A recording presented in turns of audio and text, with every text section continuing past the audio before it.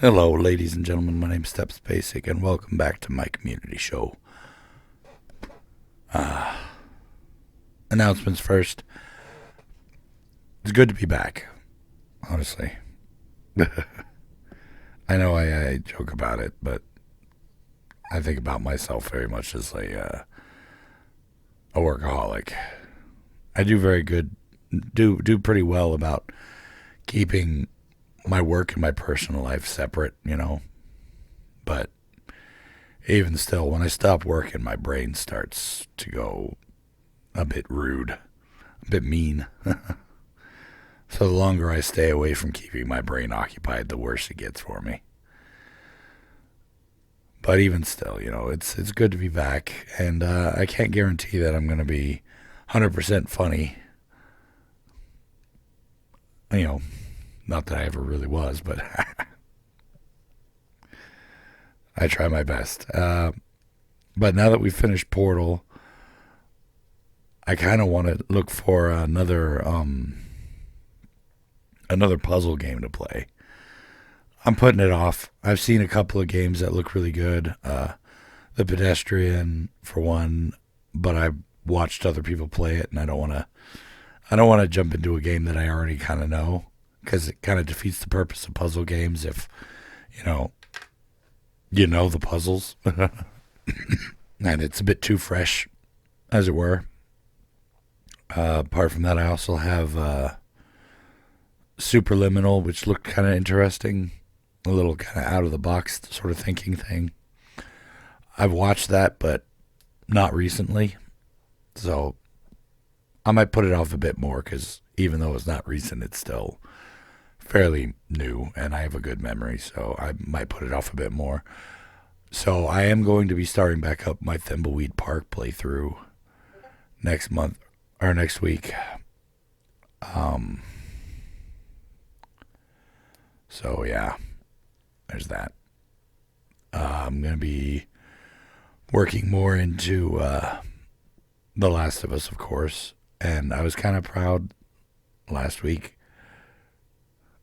Was it last week? That I got to do one of my Steps Basic Steps games again. And again, thank you to Ben for sending me that game. That was awesome of you. But I guess that's it. I struggled with myself about this video. But I know talking about things helps a bit. Not always.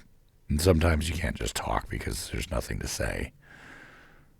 But in cases like this, I believe that it is fairly important to talk.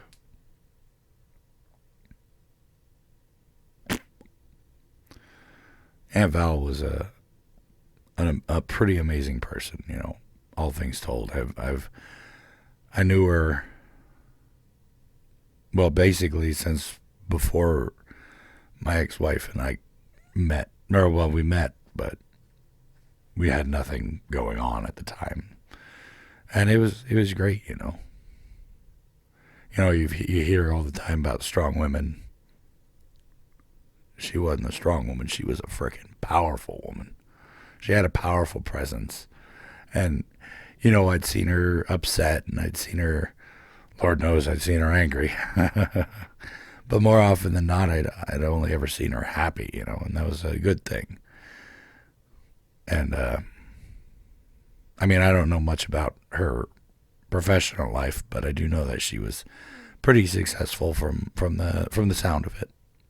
She worked as a pharmacy tech, which was pretty cool. Two wonderful children. Sadly, I never got to meet.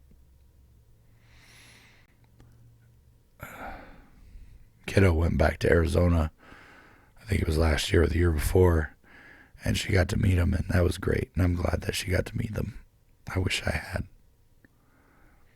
There's still a chance I might end up meeting him someday, but,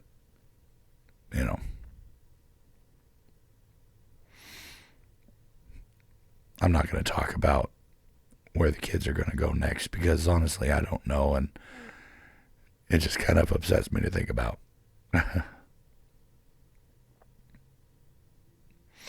I remember it was kind of funny, one time me and me and my ex-wife there, she was talking to me about joining the military, going in the Navy like I was. I told her it wasn't a good idea. I told her I didn't want her to do it. I remember Aunt Val got so mad at me for that. I mean, it was a misunderstanding, obviously. I wasn't telling her not to do it, and I wasn't going to put my foot down and say, you are not going in the military. Because if she wanted to, I was going to support her as best I could. But, military's not for everybody. Not everybody can manage it. And honestly, I was kind of worried about my ex-wife going into that, because it was going to be incredibly hard for her. And that was my worry. I didn't want her to get hurt. I didn't want her to get hurt doing something that ultimately wasn't going to be important. And Aunt Val, she calls me up roaring at me, telling me, you need to support your wife in doing what she wants to do. And I mean, I kind of took a step back, and I'm like, you know what? I know what you're upset about, and I know why you're upset about it, but I'm not going to fight you over this. Because quite frankly, we both wanted what was best for her, and neither one of us were trying to sabotage her or anything. But it was great to see, somebody who would be so strong in defending their family and so great at it. That's who she was, She was family. She was my family. We may not have been blood, but darn, we were family. Then I remember the first time that I found out that she had been diagnosed with leukemia, and it was heartbreaking. Not only for the fact that, it's Aunt Val, she's supposed to be impervious, but also, thinking about her kids and everything and what they were going to have to go through. And of course, Oma, it would be my ex-wife's mom, sister to Aunt Val. I knew she was going to have to shoulder more burden than she needed, considering everything that she has to go through as well for herself. And I was just broken up, But then she went into remission. It's like, oh, everything's great now. Everything's fine. She's going to be great. This is a lie we tell ourselves, Cancer's a jerk. Cancer just likes to hurt people, that's all. I mean, technically, you could go with the actual idea of cancer doesn't really have a plan at all for anything. And that it just tries to survive. But, cancer's a jerk. Screw cancer.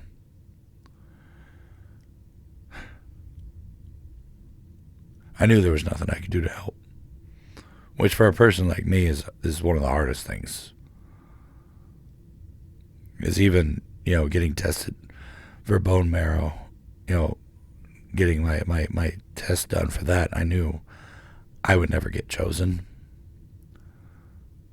Because, like I said, we're not blood. And that's basically what you have to be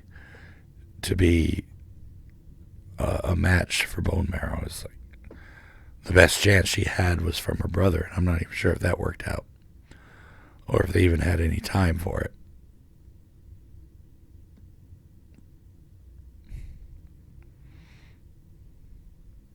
I love my family. Granted, there's some blood that I don't count as family. And there's a lot of people who aren't blood that I do count as family. And losing somebody so close, it's just not good, Let's put it as mildly as possible. It's just not good. It's a good reminder to everybody out there. Hug them while you got them. Because life comes at you fast.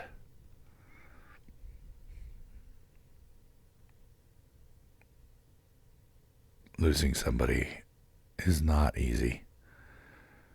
And, it's kind of funny as growing up as I did,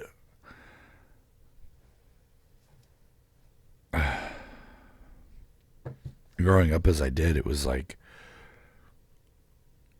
I have lost so many people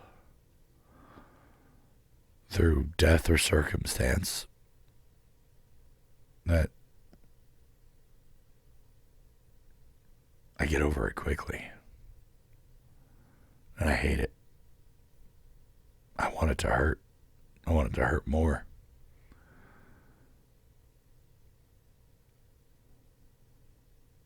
And this one did hurt a lot.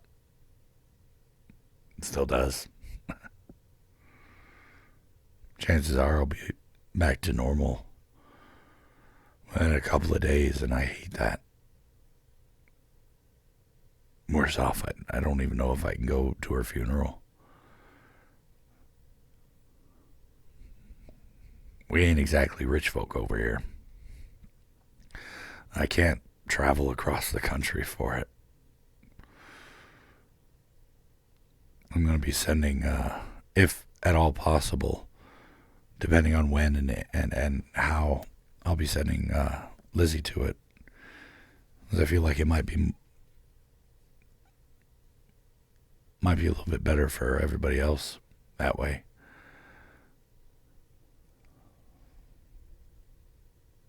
Life comes at you fast. Changes, death, loss, people moving on, people leaving. Marriages break up. Friends get in fights. You never know when you're losing what you got. So it's always important to love it while you got it, you know?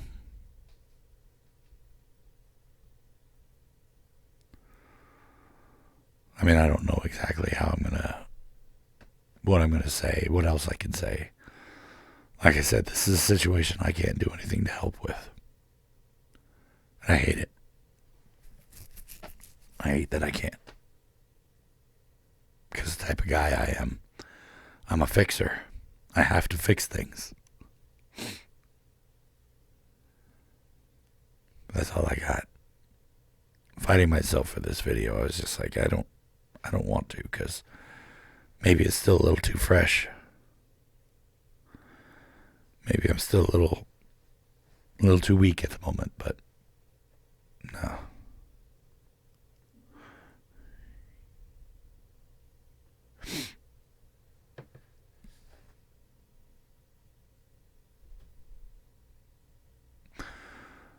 When all is said and done, life will always be there until very suddenly it's not. But thank you all.